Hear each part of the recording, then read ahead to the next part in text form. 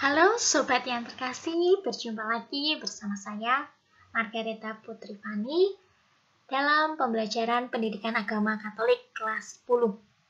Pada kesempatan kali ini, kita akan belajar pada bab yang kelima, dengan tema sengsara, wafat, kebangkitan, dan kenaikan Yesus. Namun, pada kesempatan kali ini, kita akan belajar pada tema yang pertama, yaitu tentang sengsara dan wafat Yesus. Mari kita sama-sama untuk belajar. Sengsara dan wafat Yesus. Kematian merupakan sebuah peristiwa yang amat dan sangat biasa. Apapun yang hidup, pasti suatu saat akan mati. Kematian seolah-olah menjadi titik akhir dari kehidupan manusia. Setelah itu, ia lenyap bagai ditelan bumi. Tetapi, dalam iman Kristiani justru menegaskan bahwa seharusnya kematian dihayati sebagai pintu masuk. Pintu masuk pada kehidupan baru.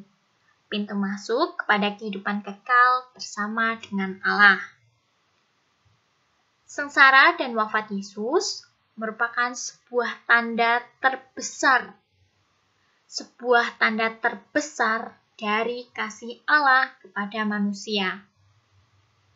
Dalam Injil Yohanes 3 ayat 16 dikatakan bahwa karena begitu besar kasih Allah akan dunia ini, sehingga ia telah mengaruniakan anaknya yang tunggal, supaya setiap orang percaya kepadanya tidak binasa, melainkan memperoleh hidup yang kekal.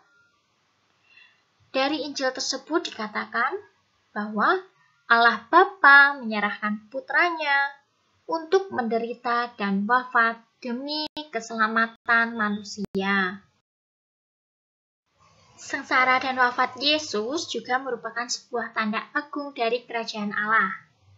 Yesus telah mewartakan kerajaan Allah melalui kata-kata dan perbuatan.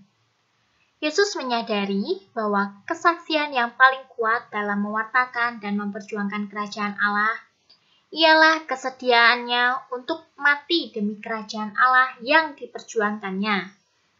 Maka, Yesus berani menghadapi resiko ini dengan penuh kesadaran dan tanpa takut. Yesus yakin dengan sikapnya yang konsekuen dan berani menghadapi maut, akan memberanikan pula semua muridnya dan pengikut-pengikutnya untuk mewartakan dan memperjuangkan kerajaan Allah, walaupun harus dengan mempertaruhkan nyawanya. Konteks sosial menjelang penangkapan, pengadilan, dan penyaliban Yesus. Yang pertama adalah konteks perayaan Paskah. Sengsara dan wafat Yesus terjadi menjelang perayaan Paskah Yahudi. Paskah Yahudi adalah sebuah perayaan yang dimana untuk memperingati peristiwa pembebasan bangsa Israel dari perbudakan bangsa Mesir. Mereka menghayati peristiwa tersebut sebagai wujud keterlibatan Allah yang menyelamatkan. Perayaan ini berlangsung selama 7 hari dan menjadi pekan roti tak beragi. Pada saat perayaan Paskah ini, seluruh rakyat dan dari berbagai pelosok berziarah ke Yerusalem.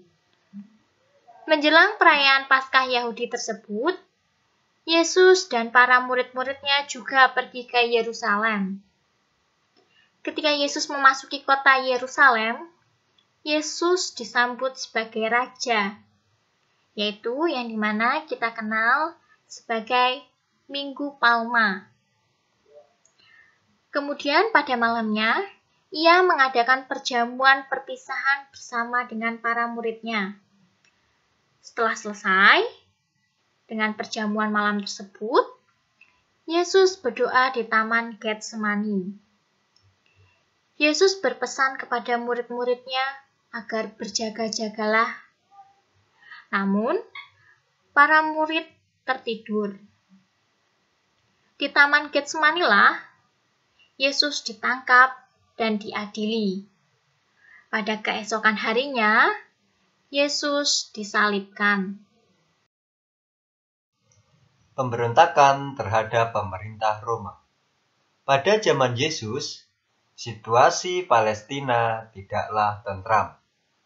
Selalu ada usaha-usaha untuk melawan pemerintah Romawi, seperti yang dilakukan oleh orang-orang Zelot.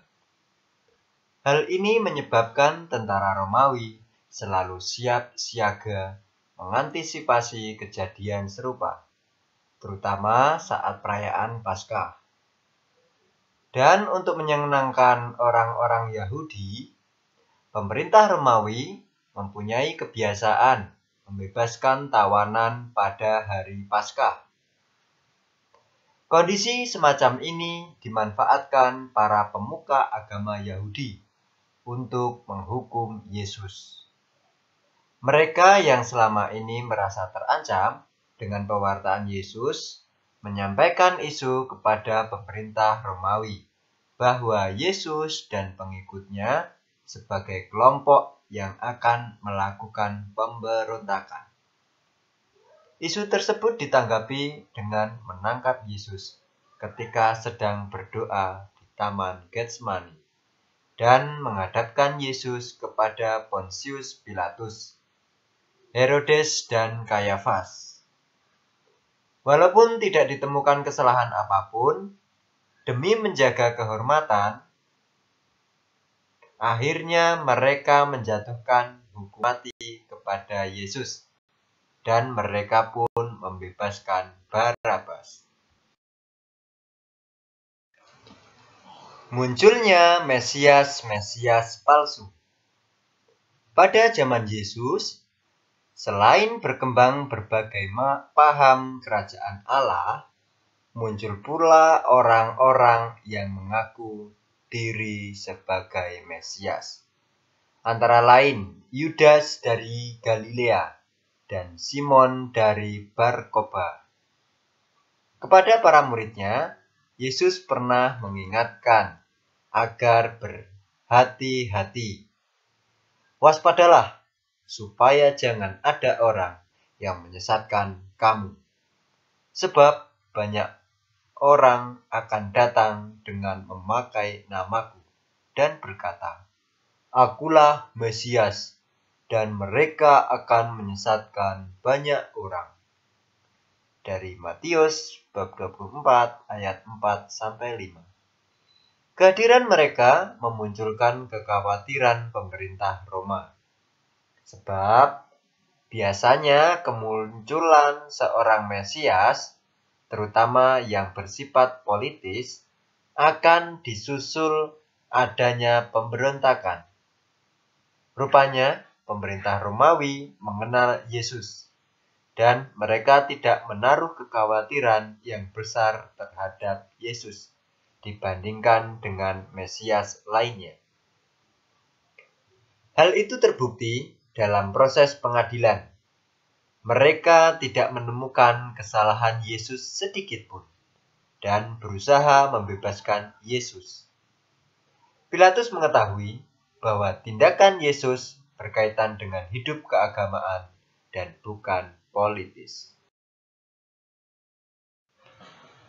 2. Mereka yang berperan dalam peristiwa pengadilan dan penyaliban Yesus. Para pemuka agama Yahudi, yakni para imam dan ahli Taurat, para pejabat pemerintahan yang berkuasa. 3. Kisah sengsara dan wafat Yesus. Yesus ditangkap di Taman Getsemani dalam Injil Lukas bab 22 ayat 39-53. Petrus menyangkal Yesus. Yesus di hadapan Mahkamah Agama. Yesus di hadapan Pilatus dan Herodes. Dari Injil Lukas bab 23 ayat 1-25. Yesus disalibkan dan wafat dimakamkan. Dari Injil Lukas bab 23 ayat 26 sampai 56. 4. Makna sengsara dan wafat Yesus. Wafat Yesus adalah konsekuensi atas pewartaannya tentang kerajaan Allah. Wafat Yesus sebagai tanda ketaatan dan kesetiaannya pada Bapa. Wafat Yesus adalah tanda solidaritasnya dengan manusia. Wafat Yesus bukti bahwa Allah mengasihi manusia. Kematian Yesus menyelamatkan manusia. Terima kasih atas partisipasinya.